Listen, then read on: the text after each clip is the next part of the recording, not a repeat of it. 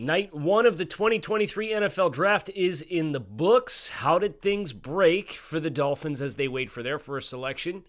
I'm glad you asked. That's what we're tackling here on this episode of Locked On Dolphins. You are Locked On Dolphins, your daily MyCast, part of the Locked On Podcast Network, your team every day. All right, Miami. Welcome to another episode of Locked On Dolphins. It's your team every day here on the Locked On Network. I'm your host, Kyle Krabs, lifelong Miami Dolphins fan, co-host of the Locked On NFL Scouting podcast, the co-host of the Locked On 2023 NFL Draft coverage. We had a great time on night one. Why don't you swing on by and join us for night two tonight on the YouTube channel, Locked On NFL Scouting. You can find all of our shows here on the Locked On Network on YouTube or wherever you listen to your favorite podcast. Special shout out to our everydayers here on Locked On Dolphins who are keeping it locked in as we wait for our first pick.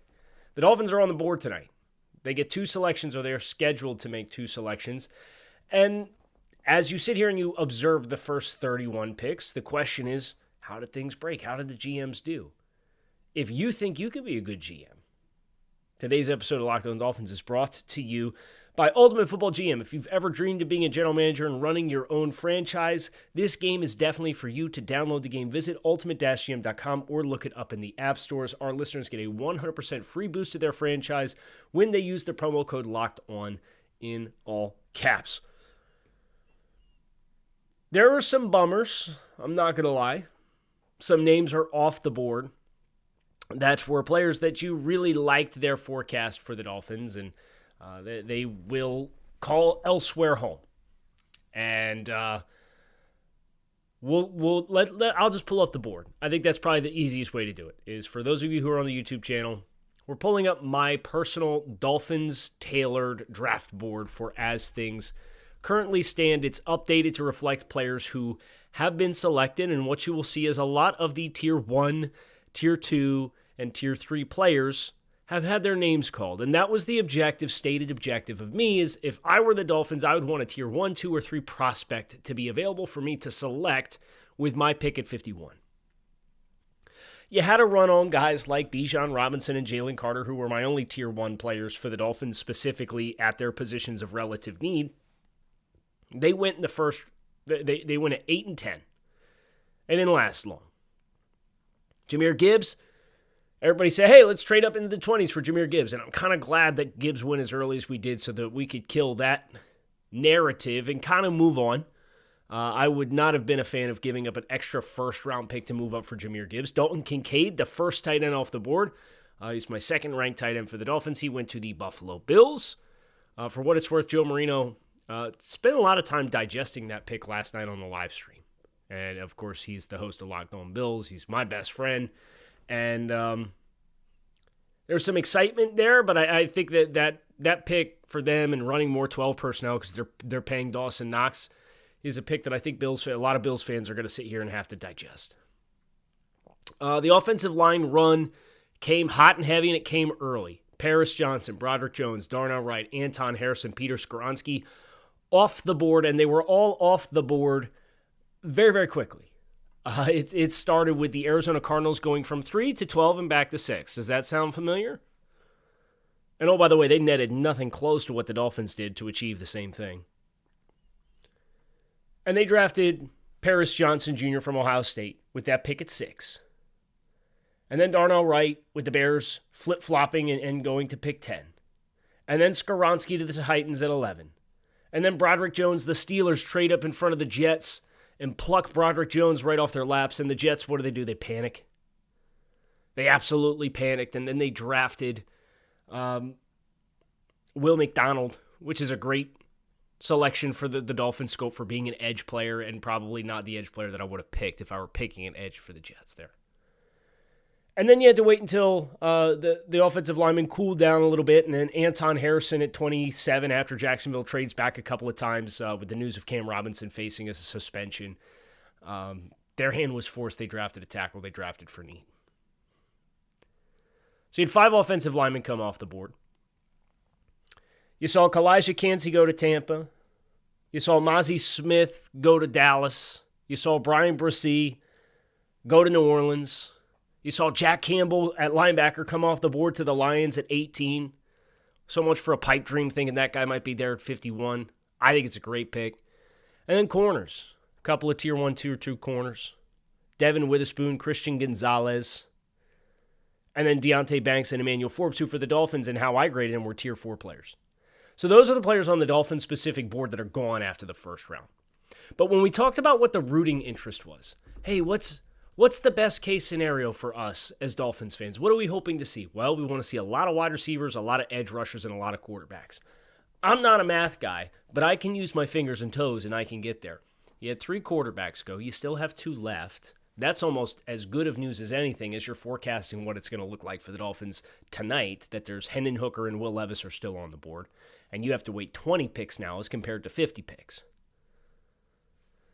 So you have Will Levis, Hendon Hooker still out there, but you had 3 quarterbacks go. They went in the top 4 picks. And then you had 4 wide receivers go. So now you're up to 7 players. And the wide receivers went in consecutive order. Was Jackson Smith and Jigba, Quentin Johnston, Zay Flowers, Jordan Addison. Boom, boom, boom, boom, boom. Right there in the 20s. When the run starts like that and it goes in the 20s, it's usually the sign of not a great class. To be honest. And then edge rushers, you had 7. So you had almost half the first round was the positions that the Dolphins, we didn't even put on the draft board. Because they were the 3 positions that the Dolphins did not have at least a relative need at for right now. Half the first round, when all those guys, and then you're looking at the tier 4 players that came off the board, and Wright and Harrison and Cansey and Deonte Banks and Emmanuel Forbes. I'm not losing sleep of any of those guys not being on the board for the Dolphins. So if you ask me how the board broke, I'd say the board broke pretty darn good through 31 picks for the Dolphins. I'm pretty stoked at what's still available, and you start doing the math and realize the potential players who may be here for you when you get back around. And that's what we're going to talk about next, is who's left on the board for the Dolphins. Today's episode of Locked On Dolphins is brought to you by Ultimate Pro Football GM. If you've ever dreamed of being an NFL general manager, running your own franchise, this game is definitely for you. This mobile game puts you in charge of everything from salaries, coaches, trades, the draft, injuries, ticket prices, facilities, you name it. All in a realistic and challenging game world. Best of all, Ultimate Football GM is free and completely playable offline as you try to build your own historic dynasty. Locked On Dolphins listeners get a 100% free boost to their franchise when using the promo code Locked On in the game store. That's Locked On in all caps. Make sure to check it out the game. To download the game, visit ultimate-gm.com or look it up in the App Store. That's ultimate-gm.com. Ultimate Football GM. Start your dynasty today. The stated objective at the top of the draft for me with 51 was I would like the Dolphins to be in a position to draft a tier 1, 2, or 3 player with their pick at 51. And if they're not there, then I'd probably move down. Let's reassess the board. We'll talk through it. There's no running backs left. I don't think running backs in play at 51. Tight end. The 2 Tier 2 and 3 tight ends that are still available are Darnell Washington, Georgia, my top-ranked tight end for the Dolphins, and Sam Laporta, Iowa. So that's 2 players. At offensive tackle, you have DeJuan Jones, Ohio State, and Matthew Bergeron, Syracuse. 2 plus 2 is 4. We'll do the math together. Interior offensive line, John Michael Schmitz, Steve Avila. That's 6. On the defensive line, Adetomiwa Adebawore, Northwestern. That's 7. There are no linebackers. I do not think linebacker is in play at 51. At corner, you have Joey Porter Jr., Penn State. That is 8. And at safety, you have both Brian Branch and Sidney Brown from respectively Alabama and Illinois. That is 10. 10 Tier 2 and Tier 3 players are currently left for the Dolphins. And between Miami's pick and right now is 19 slots. You pick the 20th pick tonight.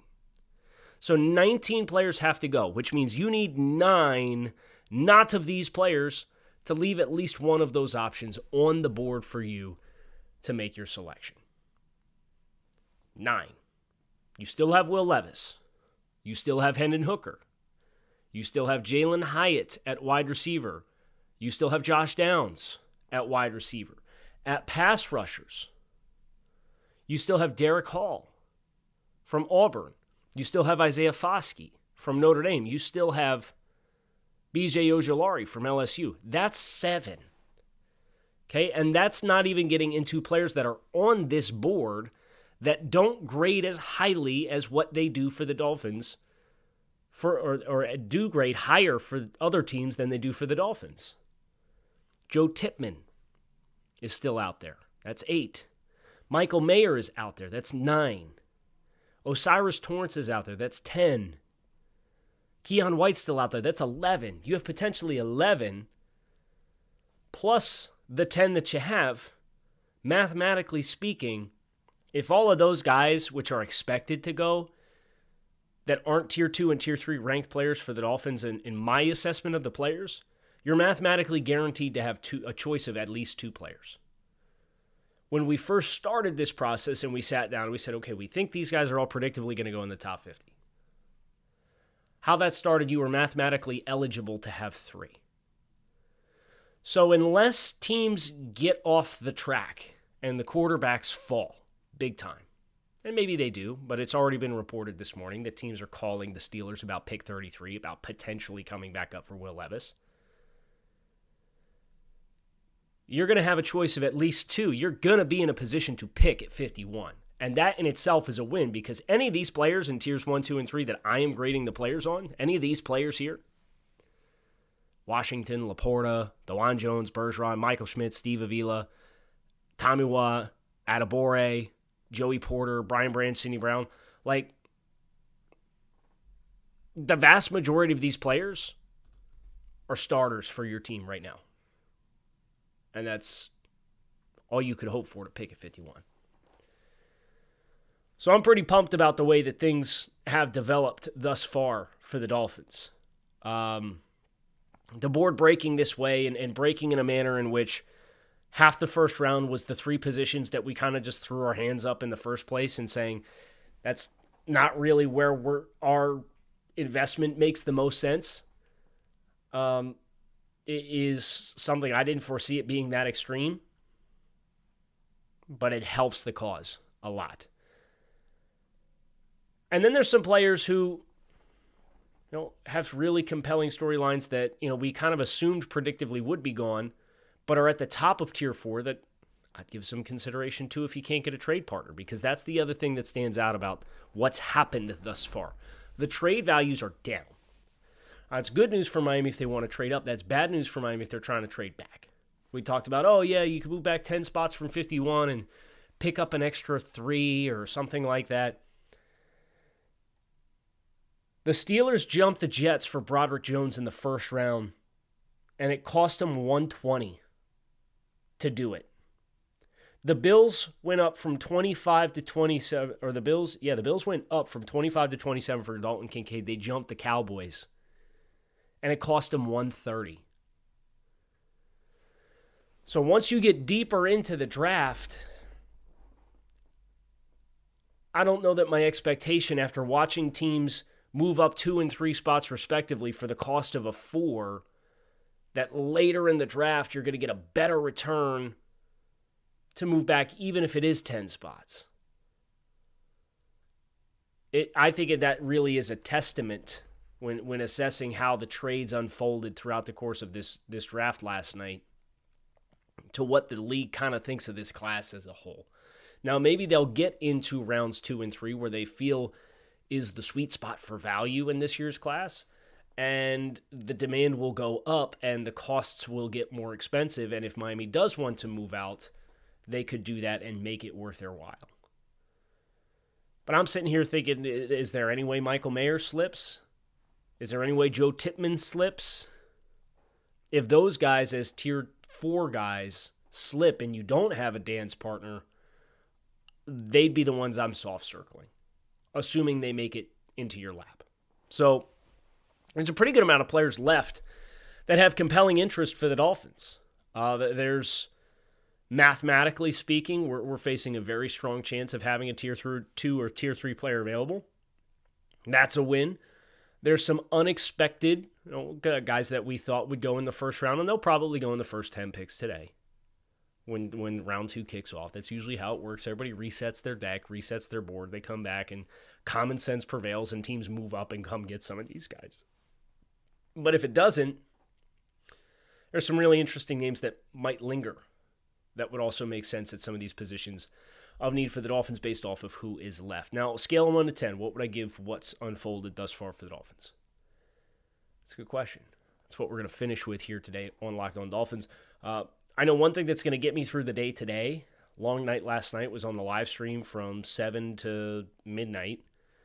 So long stretch. We'll do it again tonight. We had a lot of fun. Hope you joined us. Locked On NFL Scouting on the YouTube channel. It's Built Bar. Built Bar is a protein bar that tastes like a candy bar. These things are high in protein, high in fiber, low in calories, low in sugar. They have 100% chocolate on all of their bars, and they're absolutely, positively delicious. You can get yourself a box at Built.com. You can go to Walmart and get yourself a 4-bar box in the pharmacy section. You can go to Sam's Club, get the 13-bar box, have one on the way home, still have a dozen left over, and probably use them tonight. That's my plan, is to suck them down throughout the course of the draft tonight. It's long, it's fun, it's dramatic. You're going to need a Built Bar or two to get you through it. So head over to Built.com, Walmart, or Sam's Club to get yourself a box and thank us later when you get yourself a box of the world's most delicious protein bar. Scale of 1 to 10. I think for those who are watching on YouTube, I feel compelled to put this board back up. This board looks good, if I am being honest. Especially when you consider, okay, who's between you and picking? Who controls the 19 slots? Well, Pittsburgh's in here twice. And guess what? They already took an offensive tackle. They might not contend for you. Now, you do have to focus. Tampa Bay's in here, and their left side of their line's a hot mess express right now because they cut Donovan Smith. That's a team to watch. But if you did want to move up, I would imagine the cost to go up just a handful of spots is probably more friendly. I think Detroit, who picks at 55, has a pretty reasonable chance to... Man, and Detroit's got 34 now, too, courtesy of the trade back with Arizona. So Detroit picks twice. They might be an interior offensive line spot. They're not a tackle spot. So we do four of the 19 picks. Am I going to try to do this math? It's more than 20%. Are teams that are double dipping that don't need tackles. Texans don't need tackles. Colts probably don't need tackles. Seahawks are picking in here. They don't need tackles. Saints don't need tackles. Titans just picked an offensive lineman. You got the Jets at 43. The Bucs at 50. So if you want offensive line, or if you want specifically offensive tackle, I'm looking at Dwan Jones and Matthew Bergeron. Those are the two that I would consider at 51. You got to play the numbers game and hope that somebody's too good to pass up there, or they go in a different direction. I think this is probably 8 out of 10. If I could have drawn up how things developed from here, and I wouldn't be surprised if Detroit ends up swinging on one of these quarterbacks too, because they got Jared Goff getting close to the end of his contract. So they're an interior offensive line spot with potentially Osiris Torrance or Tippmann or Avila. Maybe they go quarterback, and it alleviates one of the spots there as well. I would probably say this is an 8 out of 10 outcome on night one for the Dolphins. It's not perfect. Well, a perfect outlook would have had Jack Campbell stay on the board and Mozzie Smith stay on the board and at least one of the other tackles stay on the board, or no tight ends go, or Jahmyr Gibbs still be here, right? This wasn't the utopian outcome for the Dolphins. But everything that we stated as goals at the beginning of this is still mathematically probable. And the tight end position, which is the Dolphins' biggest area of need in my mind, has had next to no action. And I don't know where the action comes at the tight end position here. It won't be the Steelers. I can't imagine it'll be the Texans with the needs that the Texans have on their roster. Maybe the Lions, but it sounds like they like Brock Wright, and they just traded away TJ Hawkinson. It won't be the Colts. The Rams are paying Higbee a significant amount of money. Seattle is paying Will Dissly $10 million a season. The Raiders are a spot to be concerned with. The Panthers, maybe. The Saints, maybe. The Titans, probably not. The Packers, maybe. The Jets, no. The Falcons, no. Tight end's looking good, especially if Mayer goes before Washington and Laporta. Give me an 8 out of 10, 8.5 out of 10 for the outcome of night one and its implications for the Dolphins. We're going to be back again a little later this morning. We're going to do a round 2 mock. We're actually going to sit down and pencil it all together. And I'll give you guys who my hypotheticals are for the pick at 51. And I won't make the pick. I'll tell you who I would pick. Yeah, I'll make the pick. But I want to go these 19 picks and mock them out. And let's live in the world and do the math and see what's a possibility. Obviously, my mock, I think I got 4 or 5 matches in the first round, and it was that kind of year. But we will at least get a feel for the variability of options that we'll have, and then I'll make my pick based off of what I had. Now, the question that I did have, and I think Kevin on Twitter asked me, who would you have picked if you were on the board at 21? And it probably would have came down to Jack Campbell was off the board as a Tier 2 player. Adebawore, who's still available, was a Tier 2 player. Darnell Washington, who's still available, was a Tier 2 player. And Dalton Kincaid. Those were the 3 Tier 2 players that I had. So it would be the conversation between the 3 of them. I think Darnell Washington's the best fit for the Dolphins. Would probably have been my pick at 21. That would have made him tight end 1. I guess the question is, Dalton Kincaid, do the Dolphins themselves personally covet the receiving ceiling versus the blocking ceiling? And if they do, you can make the case for it to be Kincaid, and obviously he goes to Buffalo, and then we'll get to know Dalton Kincaid plenty well. But I had the 2 tight ends rated as the highest of the 3 Tier 2 players. So it would have been a conversation between, okay, Darnell Washington versus Dalton Kincaid. Let's really sit down as a coaching staff and iron that out. That would have been my discussion at pick 21. Who knows? Maybe we won't have to have the conversation. We'll have a clear and obvious best available tight end at 51, which is what we're going to do with our next show today. So plan accordingly, come on back and see us. And then, of course, we get the live stream. Appreciate everybody who keeps it locked in here on Locked On Dolphins, your team every day here on the Locked On Network. You can find us on YouTube or wherever you listen to your favorite podcasts. Come on back. See us again later. Shout out to our everydayers who keep it locked in. I'm Kyle Krabs signing off. Fins up. Talk to y'all again soon.